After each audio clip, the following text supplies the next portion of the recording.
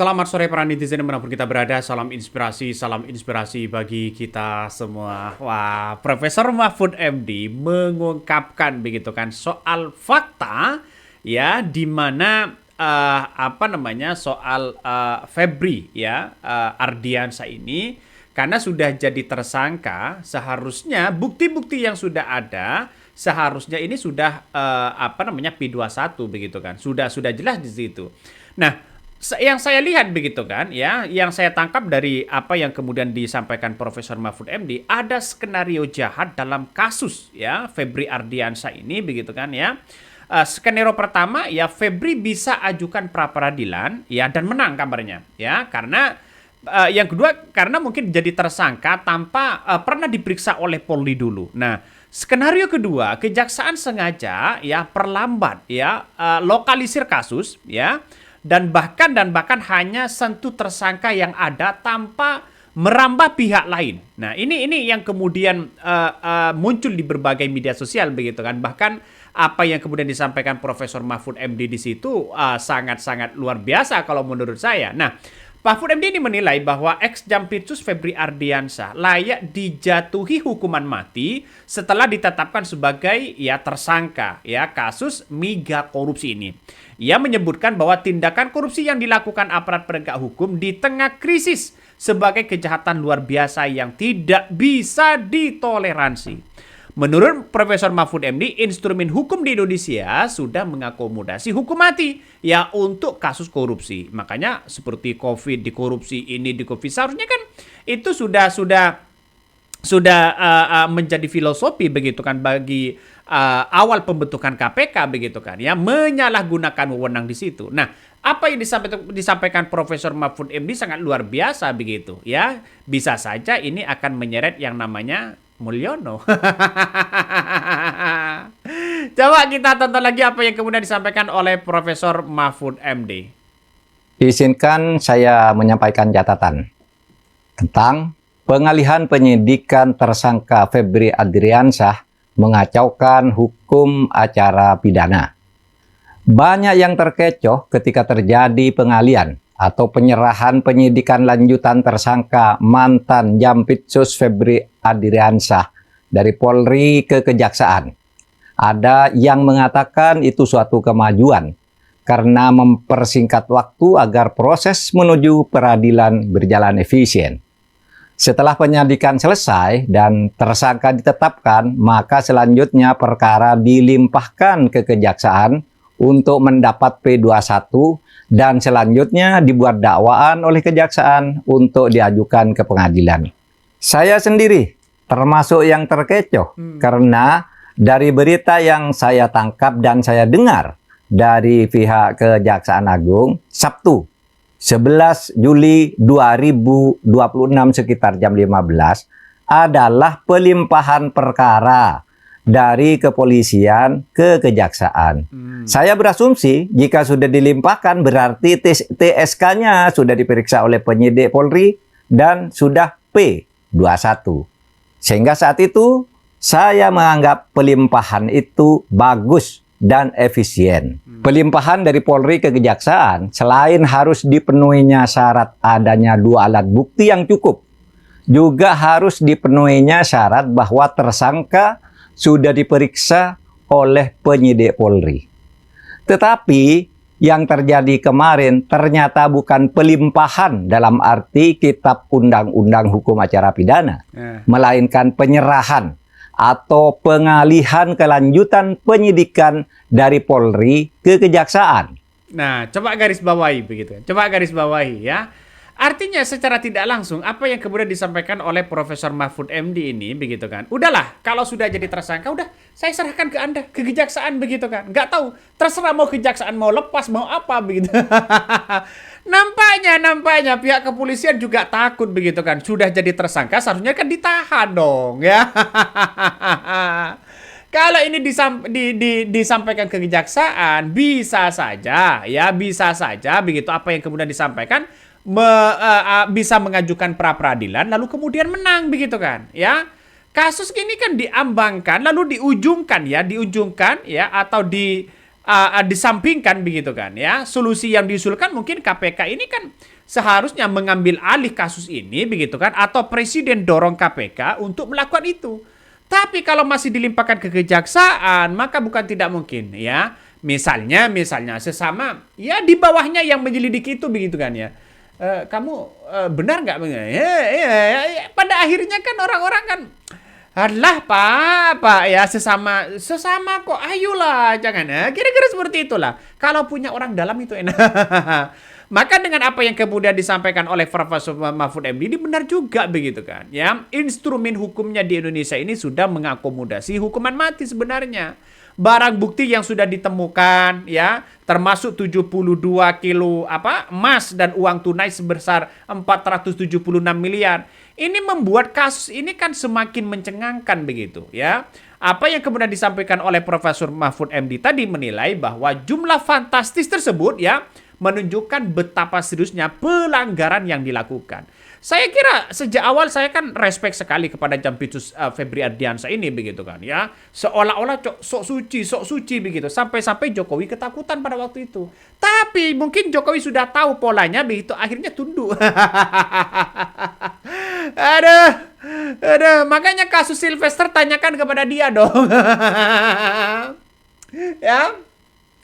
Kasus Sylvester itu tanyakan kepada dia begitu ya. Inilah di negara kita begitu ya. Aduh, yang biar menjadi efek jerah lah kepada siapapun begitu ya. Berikanlah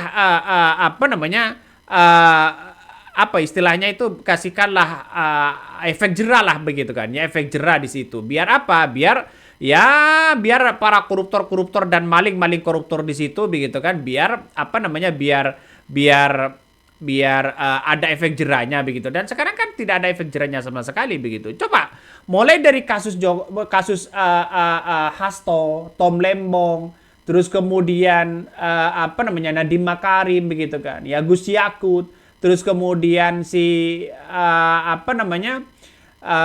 yang lain begitu kan ya. Hasto menyeret Jokowi ya, Tom Lembong menyeret Jokowi, Noel, terus kemudian Yakut, nanti Makarim ya nyeret nama Jokowi begitu kan. Kenapa kejaksaan ini tidak pernah memeriksa Jokowi? Ini yang kemudian disampaikan dalam berbagai media sosial begitu kan. Ada benarnya begitu. Kenapa Jokowi tidak pernah disentuh? Aduh, ngeri sedap ya, ngeri sedap. Penegakan hukum kalau sudah seperti ini, saya yakin ya akan bebas. Prabowo tidak bisa berkutik apa-apa begitu ya. Ya ini kan Jampitsus yang disayang kok oleh kejaksaan di situ gitu. Udah. Coba kita tonton lagi ya. Sebab tersangka ternyata belum pernah diperiksa oleh polisi. Mekanisme penyerahan atau pengalihan penyidikan lanjutan ini tidak ada di dalam hukum acara pidana kita dan belum pernah terjadi sebelumnya. Tidak ada mekanisme pengalihan atau pemindahan tugas penyidikan dari polisi kepada kejaksaan atau dari kejaksaan ke kepolisian. Tidak ada pengalihan dari penyidik ke penyidik. Memang ada kemungkinan pengambil alihan, tetapi sesuai dengan pasal 10A Undang-Undang Nomor 19 Tahun 2019, pengambil alihan ini hanya bisa dilakukan oleh Komisi Pemberantasan Korupsi atau KPK terhadap penyidikan yang dilakukan oleh kepolisian atau kejaksaan. KPK memang bisa mengambil alih dengan syarat-syarat dan alasan tertentu. Pelimpahan perkara adalah proses normal, yakni penyerahan tersangka serta seluruh alat bukti dan barang bukti kejaksaan, asalkan sudah ada minimal 2 alat bukti dan tersangka sudah diperiksa sehingga dinyatakan P21 oleh kejaksaan. Pelimpahan oleh polisi ke kejaksaan dilakukan setelah jaksa menyatakan bahwa perkara itu sudah P21. Jika polisi sudah melimpahkan kejaksaan, selanjutnya kejaksaan membuat surat dakwaan dan melimpahkan lagi ke pengadilan untuk diadili sesuai dengan surat dakwaan. Jadi, pelimpahan itu ada 2 tingkat, yakni pelimpahan dari Polri ke kejaksaan dan pelimpahan dari kejaksaan atau jaksa penuntut umum ke pengadilan. Semuanya ada syarat-syaratnya sendiri, termasuk harus diperiksanya tersangka oleh polisi sebelum dilimpahkan ke kejaksaan. Tapi ternyata yang terjadi dalam kasus Febri Diansyah itu bukan pelimpahan. Bukan pelimpahan, melainkan penyerahan atau pengalihan kelanjutan penyidikan kasus. Ini tidak dikenal, bahkan tidak dibenarkan menurut Kitab Undang-Undang Hukum Acara Pidana. Nah, kan jelas begitu kan ya. Kenapa pihak kepolisian begitu takut? Serahkan saja kepada KPK, Bos, ya. Apa yang kemudian terjadi dengan seperti ini? Kok nampaknya hanya diserahkan, dibarter begitu kan ya? Diserahkan. Ini loh, anak buah Anda, loh, ini loh, anak buah Anda problem besar. Ya coba diteliti, coba ditelusuri, coba ini. Nah, kira-kira seperti itulah begitu. Nah, Profesor Mahfud ini nampaknya sudah marah besar begitu. Kenapa hukum di Indonesia kok seperti itu begitu, ya? Presiden Prabowo Subianto ini punya tanggung jawab besar, ya. Presiden Prabowo Subianto pasti tahu seperti ini. Kalau memang Presiden Prabowo Subianto tidak tahu, ya gimana untuk menanggapi persoalan-persoalan seperti ini? Jalan satu-satunya adalah ya ketua kejaksaan sekarang ini atau Kapolri sekarang ini ganti, Pak. Ya, itu selesai sudah. Ya kalau masih mau tidak diganti begitu kan ya. Si Burhanuddin dengan Kapolrinya Pak Sigit, ya maka tetap pola-polanya seperti ini begitu. Artinya apa? Artinya ya konektivitas itu kan sangat penting sekali begitu. Ya, ini kan Kapolri sudah dipanggil, ya, kejaksaan sudah dipanggil. Tinggal presiden ya ganti dengan orang-orang itu, orang-orang yang lain begitu kan ya. Itu lebih cepat, Pak, lebih cepat, lebih baik begitu kan. Kalau seperti ini kan sudah gimana begitu pihak kepolisian menyerahkan seperti ini dan ini tidak dibenarkan dalam undang-undang kata Profesor Mahfud MD begitu kan. Ya, sudah jelas di situ. Untung di negara kita ada orang yang baik. Coba kita tonton lagi. Tidak bisa dilakukan pengalihan atau penyerahan penyidikan dari kepolisian ke kejaksaan atau dari kejaksaan ke kepolisian meskipun kedua institusi tersebut sama-sama penyidik. Mengingat latar belakang penanganan kasus ini yang banyak ranjau politisnya, tidak salahlah jika ada yang mengatakan bahwa pengalihan perkara mantan Jampitsus Febri Adriansyah ini adalah produk kompromi dari perang proksi, bukan jalan penegakan hukum yang konsisten. Banyak yang curiga bahwa pengalihan atau penyerahan kelanjutan penyidikan tersebut ditujukan untuk mengaburkan perkara ini atau untuk melokalisir perkara ini agar jangkauannya terbatas pada tersangka yang sudah ditetapkan dan tidak boleh menyentuh yang lain. Bahkan bisa juga ini merupakan jalan untuk mencoba meniadakan kasus. Nah, kan sudah jelas. Ada yang kemudian kata Profesor Mahfud MD begitu kan ya, bisa saja meniadakan kasus. Bagaimana kejaksaan untuk menelusuri itu begitu Jampitsus Febri Adriansyah, ex Jampitsus Febri Adriansyah, kalau toh pada akhirnya, ayo siapa yang terlibat? Ayo, jangan ngomong loh. Jangan ngomong Anda loh. Kalau Anda ngomong ya, Anda akan dihukum mati ini. Kalau sudah seperti itu, ayo, jangan bongkar ini kasus ini. Kalau Anda bongkar nih nanti kamu kamu akan hukum mati nih. Kalau tidak dibongkar nanti kamu akan bebas dengan pasal ini. Itulah di negara kita. Lucu. Ini tergantung Presiden Prabowo. Hei, Presiden Prabowo ini harus bertindak. Jangan rakyat juga dikatakan meme. Jangan dikatakan Indonesia gelap, omon-omon. Inilah penegakan hukum. Ini sudah dinyari di depan mata begitu. Bagaimana Presiden Prabowo Subianto untuk menjadi orang atau pemimpin yang besar, yang transparansi katanya akan